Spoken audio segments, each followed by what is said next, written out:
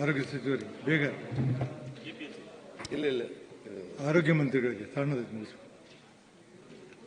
ಮಾನ್ಯ ಸಭಾಪತಿಗಳೇ, ಅವಕಾಶಕ್ಕಾಗಿ ಧನ್ಯವಾದಗಳು.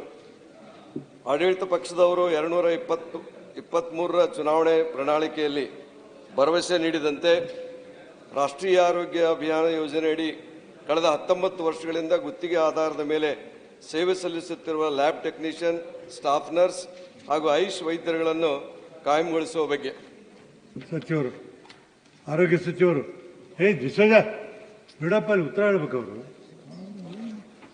ಸಂಕನೂರವ್ರು ಆಯ್ತಲ್ಲ, ಸಂಕನೂರವ್ರು ಹೇಳಿ. ಸಂಕನೂರವ್ರು ಕೇಳಿದಾರೆ ನೋಡಿ. ಇಲ್ಲ ಹೇಳಿ, ನೀವು ಕಾಲ್ ಮಾಡಿದ್ದಾರೆ.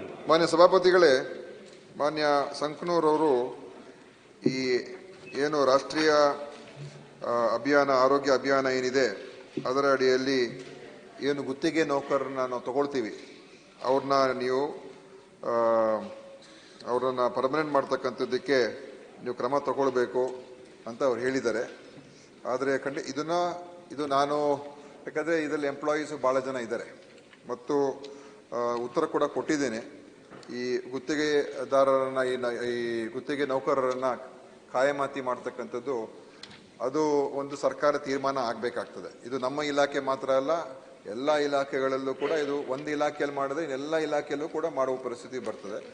ಆದ್ದರಿಂದ ಇದನ್ನು ನಾನು ಪರಿಶೀಲನೆ ಇಟ್ಕೊಂಡಿದ್ದೀವಿ. ಇದು ಇನ್ನೊಂದು ಸಮಸ್ಯೆ ಏನಂತ ಹೇಳಿದ್ರೆ, ಇದು ರಾಷ್ಟ್ರೀಯ ಆರೋಗ್ಯ ಅಭಿಯಾನ ಅಡಿಯಲ್ಲಿ ಬರ್ತದೆ. ಅಂದರೆ ಈ ಮಿಷನ್ ಇರುವವರೆಗೂ, ಈ NHM ಸ್ಕೀಮ್ ಇರುವವರೆಗೂ ಇವರು ಎಲ್ಲ ಮುಂದುವರಿತಾರೆ. ಅವ್ರೇನಾದರೂ ಕೇಂದ್ರದಲ್ಲಿ ಯಾವುದೋ ಒಂದು ಕಾರಣಕ್ಕೆ NHM ಅನ್ನು ನಾವು ನಿಲ್ಲಿಸಬೇಕು ಅಂತ ಮಾಡಿದ್ರೆ ಈ ಸ್ಕೀಮ್ ಸ್ಟಾಪ್ ಆಗ್ಬಿಡ್ತದೆ. ಅದಕ್ಕೋಸ್ಕರ ನಾವು ಮುಂದೆ ಹೆಜ್ಜೆ ಏನು ಇಡಬೇಕು ಅಂತ ನಾವು ಈಗಲೇ ತೀರ್ಮಾನ ಮಾಡೋಕ್ಕಾಗಲ್ಲ. ಅದೇನೇ ಇದ್ದರೂ ಏನು ಮಾಡಬೇಕು ಮುಂದೆ ಅಂತ ಖಂಡಿತ ನಾನು ಪರಿಶೀಲನೆ ಮಾಡ್ತೀನಿ. ಮುಖ್ಯಮಂತ್ರಿ ಜೊತೆ ಕೂಡ ಚರ್ಚೆ ಮಾಡ್ತೀನಿ. ಸಭಾಪತಿಗಳೇ, ಈಗ ಸಚಿವರು ಉತ್ತರ ಕೊಟ್ಟರು. ಏನಪ್ಪ ಅಂತಂದ್ರೆ, ರಾಷ್ಟ್ರೀಯ ಆರೋಗ್ಯ ಅಭಿಯಾನದ ಕೇಂದ್ರ ಸರ್ಕಾರದ ಯೋಜನೆ ಆಗಿದ್ದು, ಕೇಂದ್ರ ಸರ್ಕಾರದ ಮಾರ್ಗಸೂಚಿಯಂತೆ ಈ ಯೋಜನೆಯಡಿ ಗುತ್ತಿಗೆ ಆಧಾರದ ಕರ್ತವ್ಯ ನಿರ್ವಹಿಸುತ್ತಿರುವ ಸಿಬ್ಬಂದಿಗಳನ್ನು ಅಭಿಯಾನದ ಅನುಷ್ಠಾನಕ್ಕೆ ಮಾಡಿದ್ದು. ಅಭಿಯಾನ ಮುಕ್ತಾಯವಾದರೆ ಇದರ ನೇಮಕಾತಿಯು ಮುಕ್ತಾಯಗೊಳ್ಳುವ ಹಿನ್ನೆಲೆಯಲ್ಲಿ ಇವರುಗಳನ್ನು ರಾಜ್ಯ ಸರ್ಕಾರದಲ್ಲಿ ಜಾರಿಯಲ್ಲಿರುವ ಸೇವಾ ನಿಯಮಗಳಂತೆ ಕಾಯಂಗೊಳಿಸಲು ಅವಕಾಶ ಇರುವುದಿಲ್ಲ. ಸೆಂಟ್ರಲ್ ಗೌರ್ಮೆಂಟ್ ಸ್ಕೀಮು, ಆ ಸ್ಕೀಮ್ ಮುಕ್ತಾಯ ಅಂತಂದ್ರೆ ಇಲ್ಲಿ ನಮ್ಮ ಸ್ಟೇಟ್ ಗೌರ್ಮೆಂಟ್ ಒಳಗೆ ಇವ್ರು ಪರ್ಮನೆಂಟ್ ಮಾಡೋಕೆ ಅವಕಾಶ ಇಲ್ಲ ಅಂತ ಇವ್ರು ಹೇಳ್ತಾರೆ, ಒಪ್ಕೊಂತೀನಿ. ಆದ್ರೆ ಇದು ನಿಮ್ಗೆ ಗೊತ್ತಿದ್ದಾಗಿಯೂ ಕೂಡ, ಸರ್ ದಯವಿಟ್ಟು ಕೇಳಿ, ಇದು ನಿಮಗೆ ಗೊತ್ತಿದ್ದಾಗಿಯೂ ಕೂಡ ಅವರು ದೊಡ್ಡ ಸ್ಟ್ರೈಕ್ ಮಾಡಿದರು.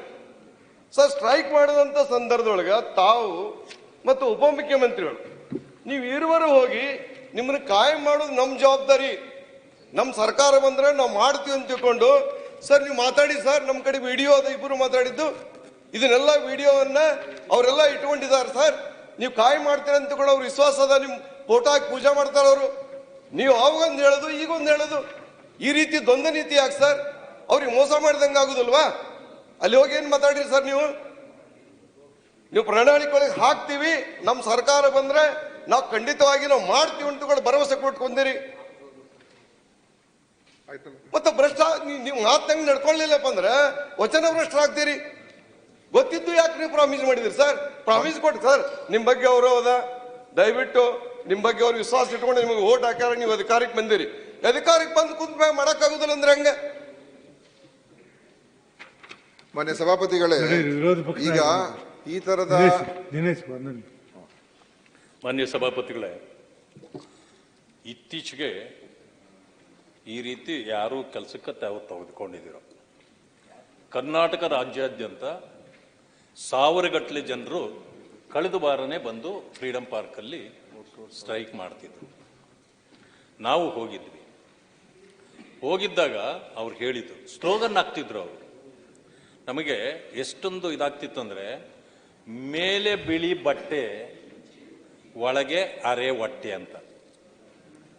ಇದನ್ನು ಅರ್ಥ ಮಾಡ್ಕೊಳ್ಬೇಕು ನಾವು. ಯಾಕೆಂದರೆ ಅವರಿಂದ ನೀವು ಪರ್ಮನೆಂಟ್ ಎಂಪ್ಲಾಯಿಯಿಂದ ಏನೆಲ್ಲ ಕೆಲಸ ಮಾಡಿಸ್ಕೊಳ್ತಿರೋ ಅಷ್ಟೇ ಕೆಲಸ ಅವರು ಮಾಡ್ತಾರೆ.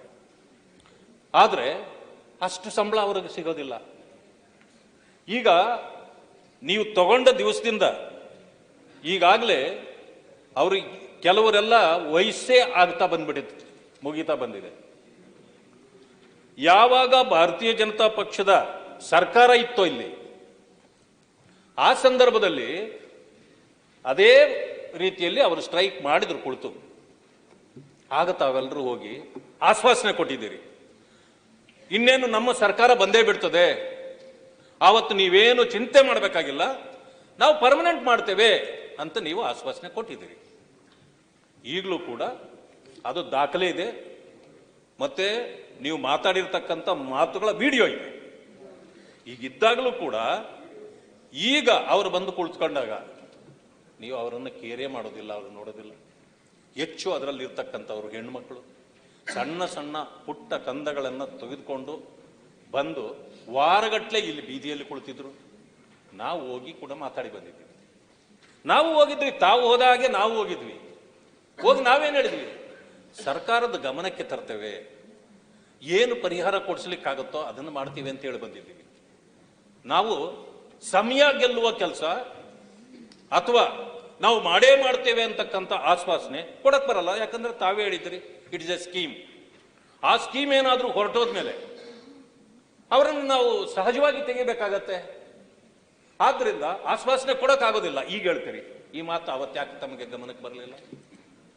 ಆದ್ರಿಂದ ಈಗ ಯಾವ ಕಮಿಟೆಡ್, ಈಗೇನು ಉತ್ತರ ಕೊಡ್ಬೇಕು ಅವ್ರಿಗೆ. ಒಂದು ಸಮಯ ಆಗ್ಲಿಲ್ಲ ಅಂತಂದ್ರೆ ಅವರ ಕೆಲಸಕ್ಕೆ ಸರಿಯಾದ ಸಂಬಳ ಕೊಡಿ. ನೀವು ಬೇರೆಯವ್ರಿಗೆ ಏನು ಕೊಡ್ತೀರೋ ಅದನ್ನು ಕೊಡಿ. ಪರ್ಮನೆಂಟ್ ಮಾಡೋದು ಮಾಡದೇ ಇರ್ತಕ್ಕಂಥದ್ದು ನಂತರ ತೀರ್ಮಾನ ಮಾಡಿ. ಯಾಕೆಂದ್ರೆ it is comes under the scheme. ನಿಮ್ಮಿಂದ ಆಗಲ್ಲ ಅಂತಂದ್ರೆ ಅದಕ್ಕಾದರೂ ಇರೋದ ಚಿಂತೆ ಇಲ್ಲ. ಅವರಿಗೆ ಹೆಚ್ಚಿನ ಸಂಬಳ ಆದ್ರೂ ಕೊಟ್ಟು ಅವರನ್ನು ಸಂತೈಸುವ ಕೆಲಸವನ್ನು ಸರ್ಕಾರ ಮಾಡಬೇಕು ಅಂತೇಳಿ ನಾನು ಸಚಿವರು ಮಾನ್ಯ ಸಭಾಪತಿಗಳೇ, ಇವಾಗ